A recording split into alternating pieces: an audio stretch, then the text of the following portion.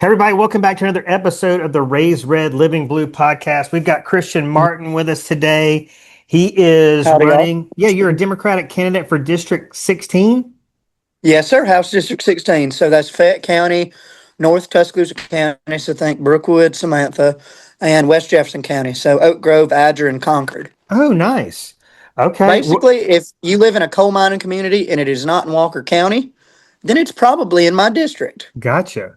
Well, where are you from in So Alabama? I'm from kind of in between Northport and Samantha, technically Northport mailbox, but outside of Northport city limits, just up on Highway 43. And how old are you? I am 22. Yep. 22 years old, a college student at the University of Alabama, a working college student. Yep. And President UA College Dems as well. Roll Dems. Holy cow, that's awesome. I'm curious to learn more about why you decided to run. But before we get into that, you've got a pretty in-depth Raise Red Living Blue story. Like it might be one of the best ones we've ever told on this podcast because you are from a very, very red family, and you admittedly used to think of Obama as the Antichrist. So you were Yeah.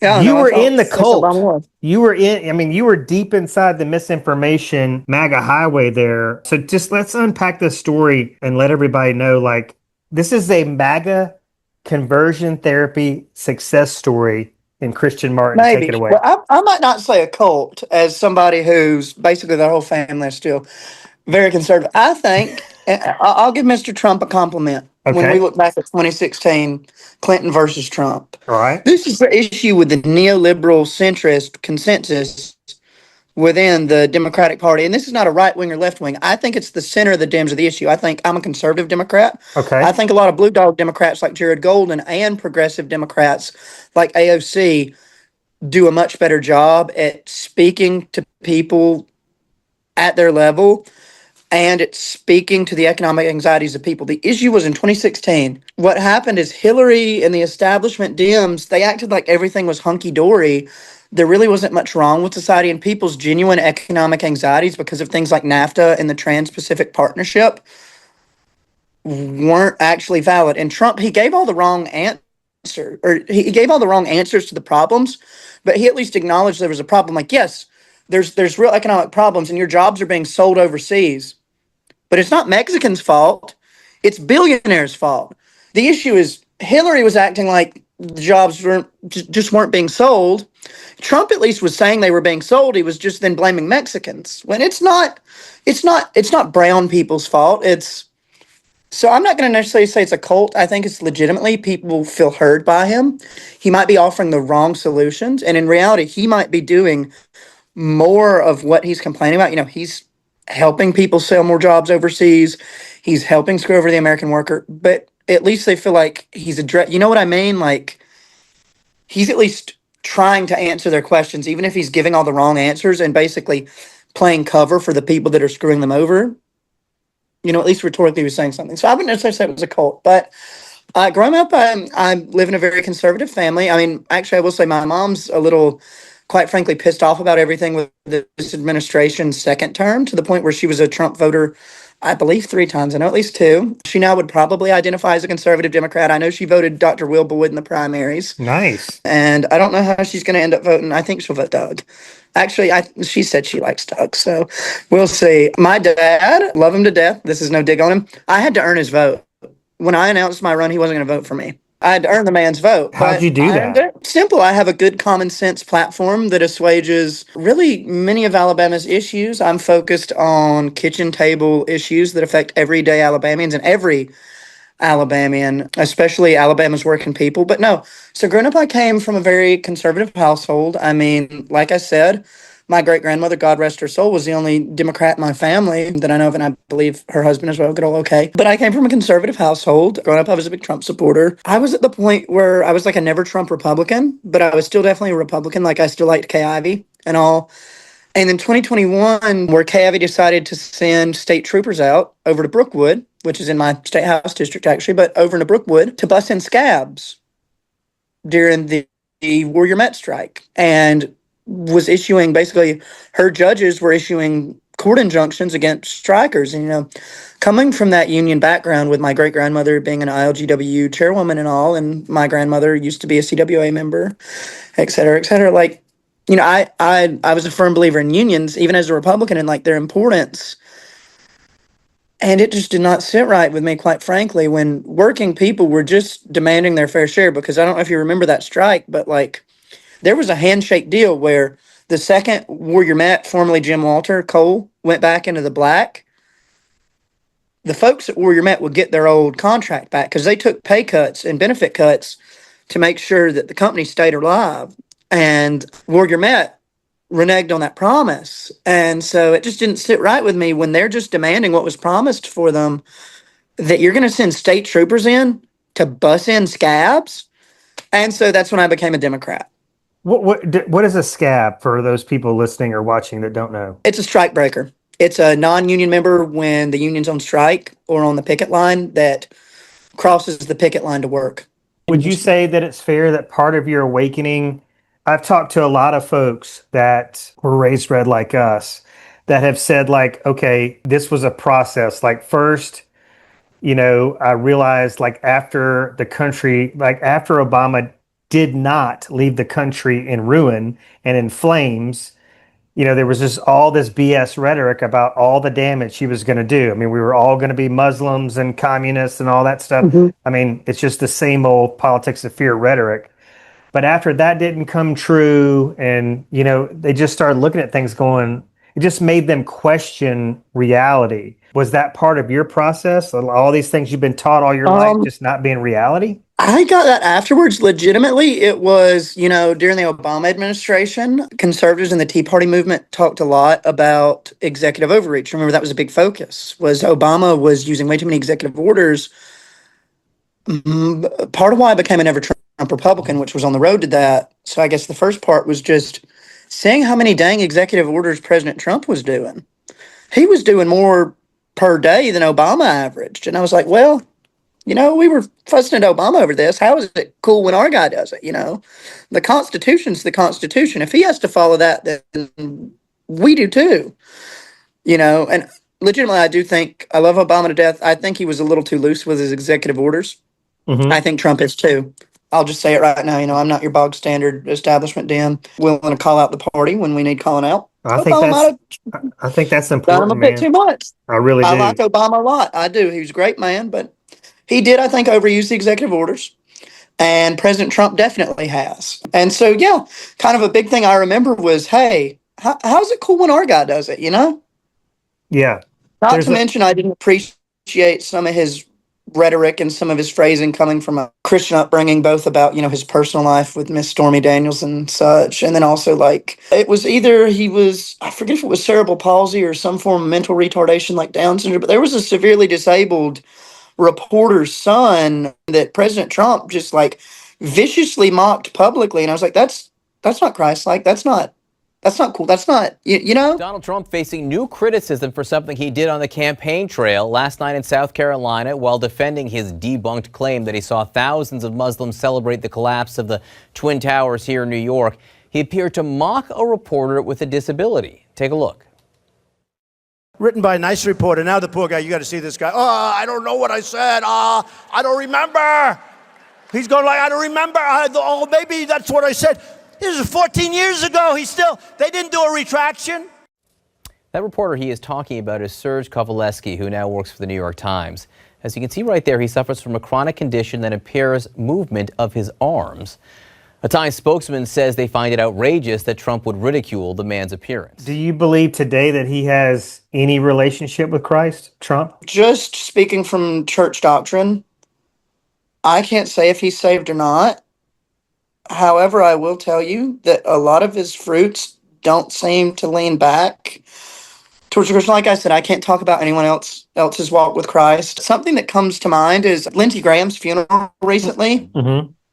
Everyone was reciting the Apostles' Creed, and I wouldn't make fun of him if he was a Baptist and was doing this, but he's allegedly a Presbyterian. As you know, Presbyterians are a creedal denomination. Mm-hmm. He should know the Apostles' Creed, or at least, if not know it, if it's in front of him to read, he should read it out loud.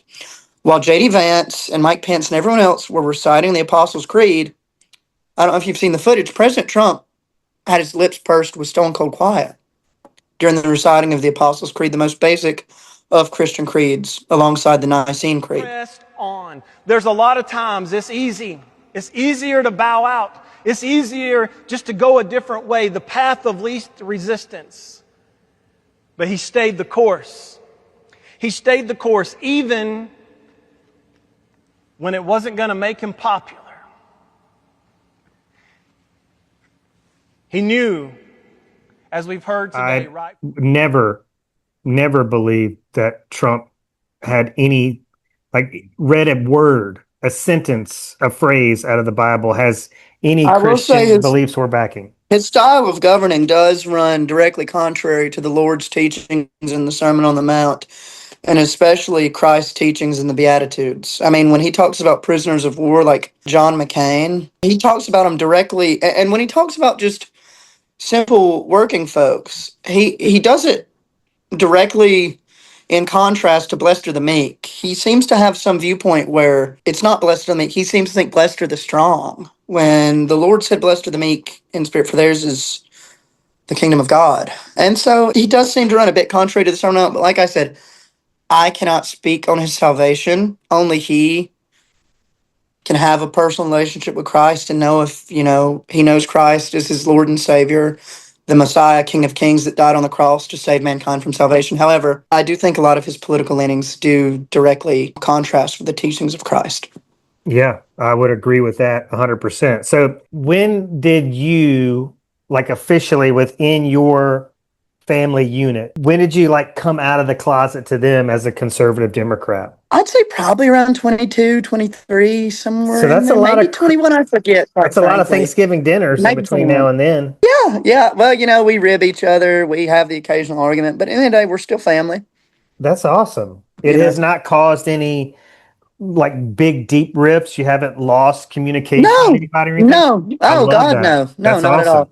I mean, me and my dad, sometimes when I'm over at a family dinner, me and my dad will get into an argument, and sometimes me or him will have to go off into our room for 5 minutes to cool off and then come back. But who doesn't do that? Like, I would personally hate to debate you. I think that would probably be really frustrating for people in your family to debate you, but you do seem curious and open-minded and willing to try to see both sides, which I think is really important. I definitely think that you need to, and in politics in general. I mean, I tell folks, I actually have Republicans volunteering on my campaign, still registered Republican. Well, we don't have party registration in Alabama, but you know what I mean. Yeah.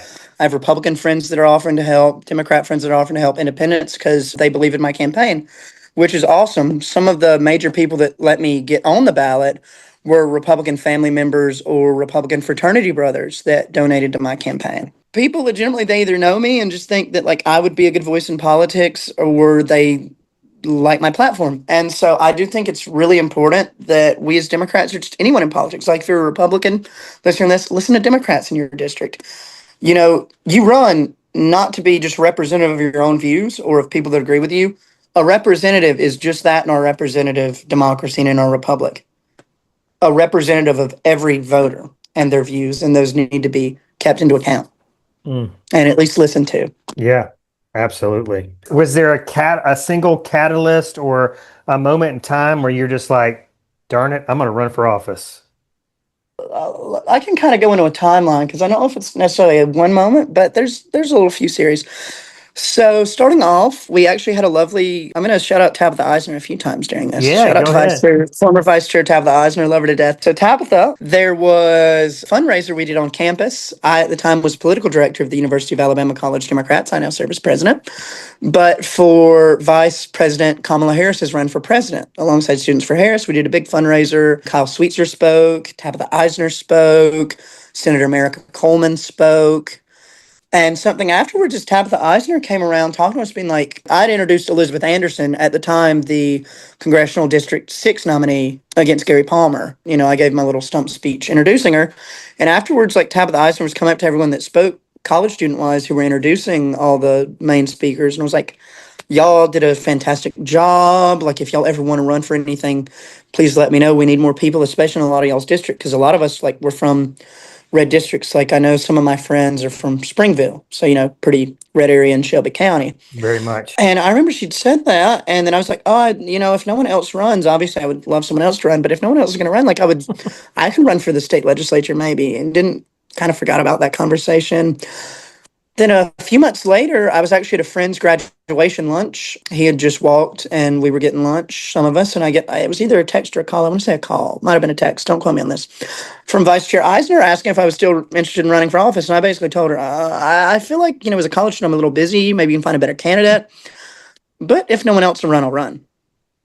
I called the Jefferson County Democratic Party, Fayette County Democratic Party, and Tuscaloosa County Democratic Party. Tried to get candidates to run. Nobody wanted to run. And so, I'm a big believer in no uncontested elections. Heck, if any Republicans once again are listening somehow and you live in a deep blue district, please run next time, even though obviously I encourage all our folks to vote Democratic. I also think it's important to have contested elections for the sake of democracy. Obviously, the Democratic platform is much better for working people. Please vote Democratic. But, uncontested elections are bad. A. B. I'm tired of the way the state's going. We have been, for the past 15 years, at the bottom of every ranking, and we don't really seem to be improving. At times, we even slip down worse. I mean, if you go down to Lowndes County right now, a third of residents tested will suffer from hookworm. It's the year 2026. It's not 1926. We don't live in a William Faulkner novel. We live in the most developed country on earth, the richest country on earth. There's no reason a third of residents should suffer from hookworm. So I'm tired of things like that. I mean, quite frankly, there are times where we seem a national embarrassment. I mean, our senator will come on and not understand the three branches of government. And so I'm tired of stuff like that. I'm tired of us having some of the lowest wages, yet highest electricity bills. I'm tired of the power monopoly, Alabama Power's influence on our state government, and the same big mules that Jim Folsom, God rest his soul, but Big Jim was having a fight 70 years ago, are still screwing us over to this day and controlling our state government. And so, quite frankly, that's a big reason I ran. I mean, I said this to my address to the AFL-CIO's COPE Committee Endorsement Convention. To quote Fannie Lou Hamer, I'm sick and tired of being sick and tired. I'm sick and tired of us being at the bottom of everything. I'm sick and tired of anti-union companies getting to control our politics through political donations. I'm tired of stuff like that. I'm sick and tired of it. I'm sick and tired of mothers dying on the way to hospitals because it's 2 to 2.5 hours to get to a delivery room. And so that's why I'm running. I'm just tired of a lot of our rural areas getting passed over, the working people of Alabama getting screwed over, and quite frankly, all the uncontested elections. And so waited and waited and waited. Still wasn't sure, even though I said I'd run if I would. And then I forget the speech, but I was listening to a speech by Dr. King on Dr. King Day, which was during the last week of qualifying. It was about American democracy and voting. And I was like, well, people deserve a choice. If these people fought so hard for a right to vote, then we deserve a proper democratic election where there are at least two choices on the ballot for a given office. So I called up Vice Chair Eisner. I was like, hey, how do I run, et cetera, et cetera. I'll run, I'll do it. And managed to raise the qualifying fee in time. So here we are.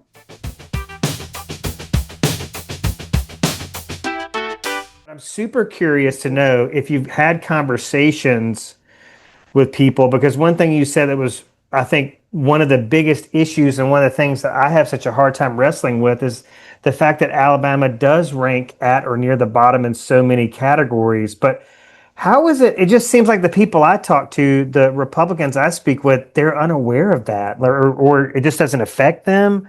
But I'm wondering, in the conversations you've had with voters specifically, when you bring that up, are they aware of it? Are they surprised by it? Do they think you're making it up?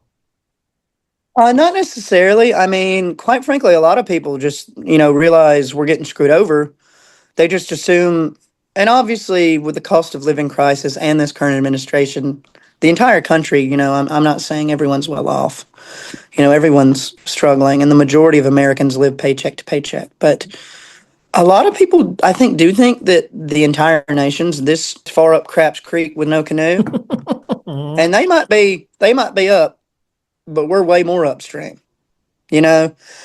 And so they realize something's wrong, but sometimes a lot of voters do realize it. Some voters don't necessarily realize just how far up Craps Creek we are with no canoe. And a lot of people are shocked to learn that we're doing just that bad. They know that we're one of the poorer states, but they don't realize we're that poor. They obviously realize we have a lot of inequalities, a lot of issues with rural hospitals, et cetera, et cetera. And that's the reason I'm running, just because I think that Alabama can do better. But when I'm on the campaign trail, I don't necessarily bring that up. Sometimes I do, like I will do from time to time. But I mostly focus on simply the issues at hand, namely, like, we don't need to compare the amount of rural hospital closures to realize that over 65% of Alabama's rural hospitals are at risk of closure if they have not already closed. Most people in my district have to drive 45 minutes to an hour to give birth. A lot of the neighboring counties have to drive over an hour just for basic medical care because their hospitals have closed. Pickens County and Lamar County, they no longer have hospitals at all. And we're dealing with overcrowding in our hospitals in Fayette County and in Tuscaloosa County because the people from Pickens and Lamar are having to drive there because of lack of medical care and lack of hospitals. And people know that, like, DCH is a good system, but without the DCH system and it becoming a part of the DCH system, Fayette would probably be without a hospital, if we're just being honest with ourselves. If it weren't part of the DCH system, if it was still independent, there's a good chance it would have gone the way of Lamar County's hospital. Wow. Well, you've spoken a lot about, I think, the issues you're passionate about, but it definitely seems like healthcare is one of your big initiatives. Yeah, so I'm a big believer in saving our rural hospitals. Obviously, Medicaid expansion is the number one way to do that, both to help rural hospitals be better financed, but then also insure more folks. I mean, I know we harped on Obama a little earlier, but I and my mom would actually be without. Now, my daddy, he's retired, he's on disability, so he has Medicare. He was a log truck driver for 38 years, I believe it was. And then he had to retire early because of heart conditions. You can't get a medical card with, like, cardiomyopathy. Me and my mom, we are on one of the Affordable Care Act plans. It did go up heavily, I believe, over 150%. I'm bad at math. I just know it went from the double digits to 100s. That sounds right. After the big, beautiful bill. But we're on one of the Obamacare plans. Without President Obama, we probably would be without insurance. But there are a lot of Alabamans that still can't afford insurance, or if they do, they're having to make decisions like, do I not run the AC in the summer, or do I pay for health insurance? Do I only eat 2 meals a day instead of 3 square meals, or do I pay for insurance? Things that working families should not be having to think about because they are basic necessities of life, especially, I know Europeans might scoff at air conditioning, but in Alabama heat, especially if you have a child or an elderly family member in the house, air conditioning could be life or death. Yeah, absolutely. And so there are a lot of working families that have to make those decisions that with Medicaid expansion, they might not have to. There's a good chance they wouldn't. And that's free money. It's a 90-10 split. Normally Medicaid is like a 70-30. I believe it's 73-27 split. 90-10, that's so much free money from the federal government we're denying just because that black fella from Illinois' name's on it, is essentially what I think these Republicans have to be thinking. Like, I get they don't like Obama, but, like, at this point, legitimately race must play into it with the amount of free money that we're just denied. I don't say that Republicans, I mean specifically the members of the legislature. You know what I mean? It's mind-boggling how we're denying all this free money from the federal government that Congress has given to us already. Beside the point, Medicaid expansion will deal with a lot, but I think Medicaid expansion alone will not deal with the depth of the crisis. And so I'm actually going to praise President Trump for a second. Okay. Something out of the second term that I think has been good is his partial nationalization. His taking of equity stakes in companies when he helps save companies, like the federal government bails out companies. He hadn't been just bailing them out. He's been taking nationalization. So, like the Nippon Steel thing. I don't think U.S. Steel should have been sold to the Japanese either way, but at least President Trump took a partial equity stake in that, right? That was great. Good idea. Same with when the government is insuring companies like, I think it was Dell. It was one of the big computer companies out west. I don't know if you saw, but for the sake of national security, with the issue with the Chinese and us having to outcompete them with semiconductors and chips, President Trump took a partial equity stake in that. I think Alabama needs to set aside a part of the budget to form a program. Maybe you could call it the Healing Angels program. I don't know. I'm trying to come up with some catchy political catchphrase. I don't I know. like But that. That sounds good. we're basically, when there are hospitals in need that are about to go bankrupt, the state government will agree to bail them out in exchange for an equity stake. So eventually that bailout will be paid for through our shares in that hospital or in that medical services company. Call it Trumponomics, but that's one good part of Trumponomics that I'll praise for a second and say that I think the state government could adopt in dealing with rural hospital closures to help stop some of those closures. You know, if they're about to go under, we realize that is a public good that is necessary for our communities. And so we are going to ensure those hospitals don't close, but we can't just socialize losses and privatize gains. We have to realize that the state government needs part of a stake in that company for it to be fair. Because a big issue with the '08 crisis is obviously we can't let those companies close. We couldn't let all those UAW workers lose their jobs with the auto industry. But the problem is what we did is, I'm actually going to quote Ron Paul in this from his book, In the Fed. I also had a libertarian phase for a while before becoming a Democrat. But we can't just socialize losses and privatize gains. That's corporate communism. But then, he doesn't say this is me, the worst of laissez-faire economics for the working man. So we need to realize, hey, we can socialize some of those losses, but society as a whole deserves some of their money back from doing that. So that's a program that I think the state government should enact in order to save a lot of our rural hospitals, because these communities can't go without hospitals. I mean, it's a life and death thing. Not to mention, in a lot of small towns, the hospital is the number one employer, right? These communities can't take those job losses. Mm. So, yeah, What are some of it's your something I'm other very like passionate. big passionate like policy positions? Obviously, I brought up labor a lot. I'm a big pro-labor man. I'm actually an associate member of the CWA through the United Campus Workers. I'm a firm believer that we need to repeal right to work, both in the Constitution and as a basic law. We need to ban captive audience meetings, like in Mercedes-Benz, whenever they were trying to unionize the pastime over in Vance. There were a lot of audience meetings that you had to attend, and they had anti-union speakers. Thankfully, we elected them out on the Tuscaloosa City Council, but one of them was Councilman Matthew Wilson. Like I said, thankfully, a good Democrat, Joe Eatman, managed to vote him out or run against him, and he got voted out and replaced by Joe Eatman. But we need to ban captive audiences, meetings like that. And also, I'd be a big believer in basically a requirement for all, if there is a union company in Alabama, for all contracting for the state to be union labor. Can you go a little bit more in depth on right to work? So it's called right to work. I like to call it right to scab or right to freeload. Basically, what it means is if a company is under a union contract and you get hired, you don't have to join the union. Why is it right to freeload? Because everybody has the same benefits. If unions strike or if unions collectively bargain to get benefits, non-union employees still get those. So they're freeloading off their union coworkers that pay their dues. Not to mention, it's frequently been used to engage in union busting tactics or otherwise to break strikes. And so I'm a big believer that fair is fair. If you're getting union benefits, you pay union dues. Another thing I forgot to mention, but in Alabama, it's illegal for public employees to collectively bargain. Mm. For instance, there is a campus union, as I said, UCW-CWA, on a lot of our college campuses, such as Alabama. We don't have legal collective bargaining power because University of Alabama employees are public employees. I think all employees, regardless, should have collective bargaining powers. I think the AEA, the Alabama Educators Association, should be given collective bargaining powers. Yeah, I mean, I think it's only fair if a private sector union gets to do what a public sector union should be able to do it. absolutely. And I'm a big believer in a living wage. What that means, we can debate. I think a basic step in getting that could be raise the minimum wage from $7.25 to $10 an hour.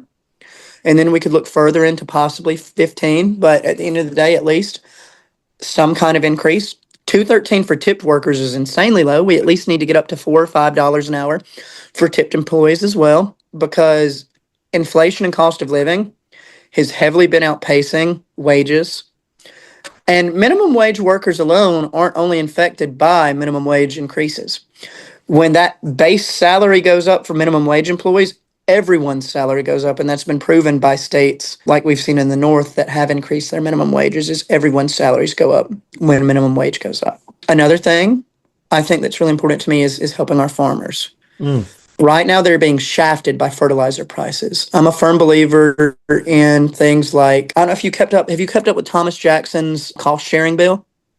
No, let's get into it. So, Representative Jackson, he's the Democratic representative. I forget all of his district, but I know Clark County's in there because I have a lot of kinfolk out in Clark County. He had a bill in order to deal with some of these heavy cost of living increases for farmers, like fertilizer prices, where the government starts giving some cost sharing grants to farmers to help offset these increases in prices, because farm foreclosures are up over double since this administration entered office. And small farmers and family farms are the backbone of Alabama's economy and of who we are as a state. I think the family farmer really exemplifies the best of Alabama in terms of grit, family values, hard work, and dedication. And so our state government needs to recognize the importance they are both to Alabama and Alabama's economy, and we need to do more to save those family farms. Another thing that needs to be done is, I'm sure you've seen private equity. I'm going to shout out actually a Republican. Well, he's an independent, but a Republican cabinet officer or official who talked about this a lot on the campaign trail. Robert F. Kennedy was talking about this on the campaign trail. Right now, private equity billionaires are en masse buying up America's farmland. They're also buying up America's timberland. In my district, one of, if not the biggest exports, is timber. These big out-of-state interests, these big New York companies, quite frankly, most of them are Yankee companies, or out-of-country companies even. They're carpetbagging down here. They're buying up our farmland. They're buying up our timberland. Alabama isn't seeing the money. So if we don't at least ban that, we need to introduce new taxes with exemptions for Alabama companies and Alabama farmers in order to put a stop to that. So alongside a new tax on out-of-state interest buying up farmland, I'm a big believer in a new timber tax where if a company hires at least 10 Alabama employees or is headquartered legally in Alabama, they get exemptions off that tax, so they don't pay it. But we need to start taxing these out-of-state timber interests, like these big New York private equity interests, like State Street, like BlackRock, that are buying up all our farmland and all our timberland. Well, Scott Because at the Bessent, end of the day, a member of the yeah, Trump Scott Bessent. administration. He's a big Because owner. at the end of the day, not to look too much on the philosophy of Mr. Henry George, if you've never heard of the guy, I highly recommend looking into him. But God made the land for the people and for the people of Alabama, not for some New York billionaire, not for some Dutch jackhole from Holland that's out with his windmills and clogs or whatever. He made it for everyday Alabamians. And so we deserve to see some of those profits. Can I ask you a question about the farms? Because my understanding is a lot of these farms, because, like they could not export their soybeans, or the price of fertilizer has gotten so out of control, a lot of which is due to the war in Iran. Like a lot of these farmers are declaring bankruptcy or Yeah, they are. selling. No, foreclosures are going up, like I said, over double. We've seen over double. In some states, it's up 200. In some states, it's up 300 to 400 even. So what are these private equity firms, like what are they going to do what do they do with the land when they buy these bankrupt farms? Well, a lot of them are turning them into giant factory farms and big corporate farms, right? I mean, for instance, if we look at the poultry industry, there are like 3 to 5 companies that control like 90 to 95% of the poultry industry. Folks like Tyson and Purdue. Yeah. It's monopoly. It's literally like if you've sat down in school and remember hearing about the Gilded Age, we're seeing a second Gilded Age, folks. We're seeing these robber barons screw over our country. At least back in the day, the robber barons built libraries. At least Carnegie felt the need to engage in philanthropy. I don't see these people doing much of that now. So honestly, I'd say it's even worse. But And sadly, the suicide rates among these farmers. Oh, they're going up like crazy. Yeah. I mean, if you're losing your livelihood, it's horrible. Well, and so the big thing we have is to do something for the family farmer. Yeah, and a big something that I read was it's like the farmer who fails in today's in today's economic conditions, like feels like they're letting down every ancestor that has passed that farm down from generation to generation. Well, So because it's you got to think these farms, a lot of them been in family hands, if not since Reconstruction, beforehand, 1840s, 1850s. A lot of them antebellum, and so I totally understand where they're coming from, and God bless them. I keep family farmers in my prayers. I encourage every listener to as well. But they're really hurting right now, and our state government needs to do something for the farmer and for the little man in agriculture. mm, To fight these plutocrats, really is what they are. They're plutocrats. These and out of state interests. A lot of them, not to stir up the old memories, but they're Yankees. They're carpetbaggers. yeah, It's really what there is, yeah. and that are screwing over Alabama families and screwing over our family farmers. You know, Well, can the same be said too of like, I think I've heard this. I don't know if it's accurate or not, but like Alabama Power shareholders, a lot of these folks are from out of the state. no, no. Look at who holds shares in them. Look who holds shares in the Southern Company. You're going to start seeing BlackRock. You're going to start seeing Blackstone. Going to seeing State Street. They're Wall Street plutocrats and billionaires. You know, and they're Yankees at the end of the day. I'm sorry to keep bringing it up, but that are screwing over Alabama families with these high power bills. And to talk to maybe any libertarian listeners out there, I'm all for if somebody wants to be off the grid, wants to make their own way. Good for you. Get you solar power. Get you some solar power or whatever. If you want to live out on your own, be a prepper. Good for you. They can't even do that right now because Alabama Power charges over $5.31 a kilowatt of any power you generate yourself. While other places in the country are trying to encourage good environmental practices by giving tax rebates if you have solar panels, we charge $5.31 a kilowatt if you want to generate your own power.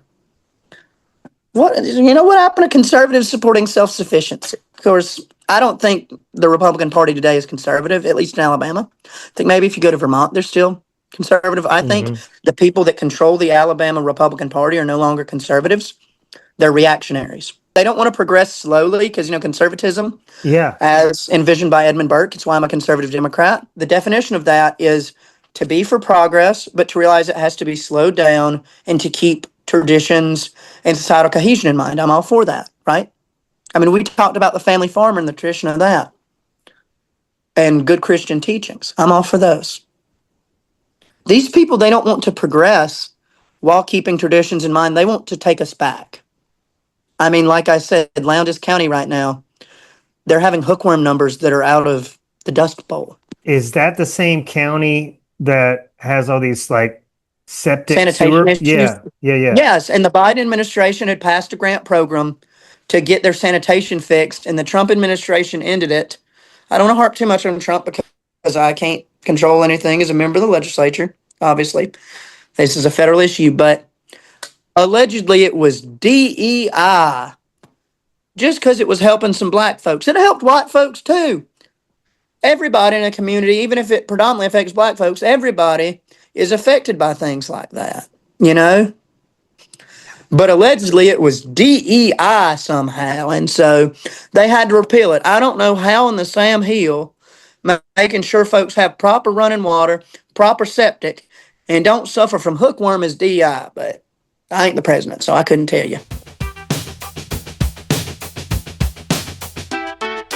I want to make sure people heard me. I mean, you're a student, a full-time student. You have a job, so you're a working student and political candidate. So yeah, and Yeah, president of. also, president of College Gyms and the State College Gyms Federation. I'm also community service chairman for my fraternity. I want to shout out Sigma Alpha Mu, PAL chapter, as I said. Nice. A lot of them, regardless of political views, just from knowing me and knowing the guy I am, wanted me to run for office, and so helped me get to that point where I could, pay my qualifying fee. So I thank them for that, regardless of their political affiliation, for their efforts in helping a brother out. Well, Not literally a brother. as out. quick as you can. I mean, is it fair to say like your opponent is more of an establishment guy? He's definitely kind of a middle of the road establishment Republican in the legislature. He actually, I'll give him props for a few things. Okay. Like I said, he's a very amicable guy. I also want to appreciate his stance on the lottery. He is against the lottery. He said he would vote against it if it came to a vote, but he thinks that people deserve to vote on it in referendum, but he would be voting no. I personally think it's crucial that we have a state lottery because we're losing millions of dollars to every bordering state. And if you want to play the lottery, you can go over state lines to play the lottery. If we had a lottery, we could have things like a Hope Scholarship, and we could have things like if you get a C or above, universal trade school apprenticeship programs, and community college in Alabama. Not to mention, obviously, sorry to because I was talking about him, but I also want to say the gambling issue, right? Everyone knows if you go to any county, to any of these bingo halls they have in every single county, they ain't bingo. They're slot machines. They're poker. They're illegally doing it. I have friends where they said, I want $140 at a slot machine. I was like, what slot machine? I know you didn't cross state lines. And he goes, oh, it was this so-and-so bingo hall. I'm like, buddy, you do realize that's illegal, right? And he's like, no, I didn't. There's slot machines there. What do you mean it's illegal? I'm like, you can only gamble on Indian land. That ain't Indian land. They got an illegal gambling ring out of that bingo hall. But you go to any of these counties, they got illegal gambling rings. Folks are already gambling. Folks are already playing the lottery. It's time we see tax dollars out of it. Not to mention if we were to regulate it, we could prevent predatory practices in these gambling parlors. But beside the point, I respect him for things like wanting to at least put gambling, or not gambling, but a state lottery on a referendum, even though he said he would vote no. I obviously would vote yes just because it's already happening. We might as well get some tax dollars out of it and provide for our school children, provide for them a proper opportunity to succeed if they put in the work. Because I think Alabama has the brightest minds in the union.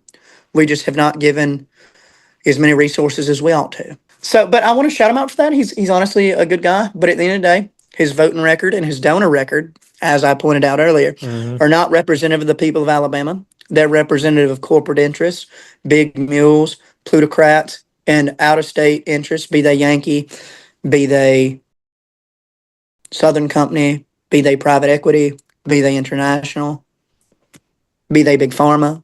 Right.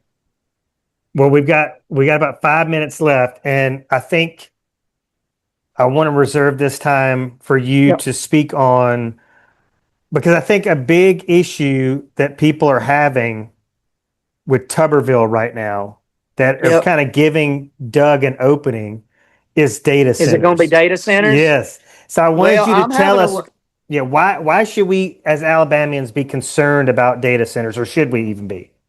Yeah, well, I know I talked to you before this a bit about what's going on over in Brookwood in my district with data centers. That's something I'm pushing against heavily. I probably should have mentioned it earlier when talking about issues, alongside the lack of the getting corporate money out of politics. Because I think, and that could actually deal with some of these data centers, we need to ban corporate donations in our politics. And we need to ban any company regulated by the Public Service Commission from having lobbyists. But that's beside the point.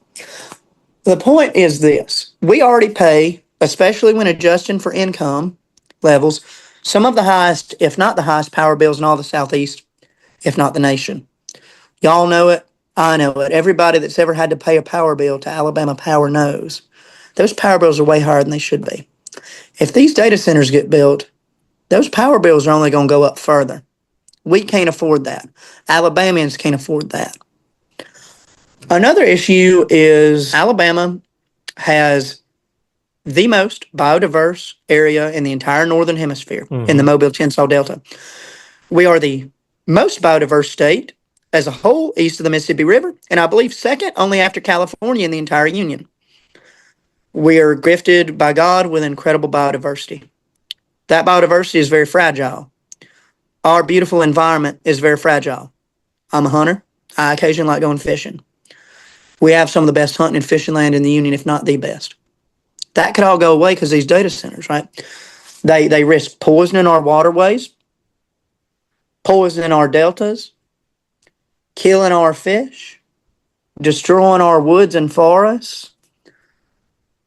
Honestly, I think first off, Alabama needs to point out more about how great and biodiverse state we are. That could bring a lot of tourist dollars, but any of those tourist dollars are going to go away if that goes away. The simple joys of taking your niece or your nephew, I'm a proud uncle. or your grandson or your son or your daughter or your granddaughter out fishing for the first time, of skipping stones in a creek. We got Hurricane Creek here that could be in danger because of the data center over in Brookwood. But taking them to skip stones at the creek, or going for a jump in a watering hole, or over in your local state park's lake during a hot summer day, those simple pleasures of life could be gone if we don't protect them. And these data centers, they really they are projected to just ruin some of our beautiful wetlands, some of our beautiful wildlife, some of our beautiful rivers, streams, creeks, and lakes. We can't afford to lose those. We can't afford higher power bills. We can't afford all these tax abatements they want to do for them. It'd be different if they make jobs, but they don't make jobs. They don't make permanent jobs, and they don't make temporary jobs. Because if you see the construction workers hired for these data centers, they're not union employees. They're not union construction workers. They ain't even local construction workers. What it is kind of like oil rigs out west. They have roving bands of workers that they don't even stay in the community or engage in economic activity in the community. They stay in little camps of RVs separate from the community, and all they do is go to work building these data centers and then go over to the next data center construction site. So it don't even bring jobs, economic growth to the community during construction. There is not a single positive I can think of to data centers. No jobs, lose out on tax dollars. There's also a lot of them's prime industrial plant areas. You could build a manufacturing plant, get good union jobs, or at least good paying jobs, but no jobs. Destroyed environment, destroyed ecosystems, higher power bills, higher water bills. We already pay the highest power bills in Dixie. Can't afford it. So it's simple. We can't take data centers. And I think Senator Jones has done an excellent job of hammering Senator Tuberville on this. And I think he needs to do it even harder. We have got to get the GOP on this because they're out on the back foot right now. And so we got to keep pushing them backwards and backwards, right? I don't know if you've ever done any sparring and shadow box or anything. It's all about controlling the box. We're controlling the box right now. We got to keep hammering them with punches. It's a winning issue, and folks know that we can't afford damaged ecosystems or higher power bills. Oh my gosh, that was right on time. Perfect. That was 5 perfect minutes. All right, so as I said, I've got so many more questions. We got to do this again. I want to. I'd love to come up. Yeah, don't you? You said Pelham's where the studio is. You can come to me. I can come to you. I would just doubt, though, that your opponent is willing to debate you. It just seems like all Republican opponents are saying refusing to debate. I had emailed him about a debate when I first entered, and he said he'd get back to me sometime midsummer. I emailed him in July, and I haven't heard back yet. To be fair, it was through his government email, and the House isn't in session. Yeah. So he may just not have read it yet, but he did talk about doing a forum or something previously. Well, I did, but he has not responded to me. I'd love to film that. I'd be happy to. All right. Well, let's close out, and then you tell people, is there a website people can go to learn more about you? Yeah. So actually, the website's still being designed right now. Okay. Some of my good friends in the Tuscaloosa County Democratic Party are working with me on that. Oh, I forgot to mention also my listed titles. I'm vice chair for candidate success, newly elected, and committeeman for District 1, County Commission District 1 on the Tuscaloosa County Democratic Party Executive Committee. So if anybody from Tuscaloosa County is wanting to run for office, please talk to me as vice chair of candidate success. But yeah, I have a Facebook. It's Christian Martin for HG16. Okay. When I get the website, it'll be linked there. But yeah, it's Christian Martin for HG16 on Facebook. I'll also text you the link to that. So if perfect. it's uploaded on YouTube or anywhere, the link can be done. Yep. You can put it out, but please follow me. My Act Blue's on there if you feel so called to donate. Any donation helps. We still have to afford yard signs. Not to mention, I'm hoping to be able to put out local newspaper advertisements and possibly radio ads during local high school football game broadcasts, and we need money for that. It's being in an R+75 district, which is the reddest district to have a Democrat running in the state of Alabama, which is one of the reddest states. It's really hard to fundraise. It's kind of hard to ask people to donate to something like that, but we still need the money to do that with my campaign, both for me and my campaign volunteers, to be able to do our jobs and to be able to hand out literature whenever we canvass, to be able to put up our yard signs. So if y'all feel called when you see the Facebook and see the Act Blue to donate, any and all donations are helped. Also just prayers for the campaign, thoughts and prayers for success, for safety on the road when canvassing and when speaking at events. It's always appreciated. So yeah, Facebook's Christian Martin for HG16. Thank you for so much for your time, Jason. It's been an absolute pleasure talking to you. I have really enjoyed this, and I can't wait till we do it again. Politics of fear and hate are wrong. We love you and we support you. But America, love are right. we are not going back.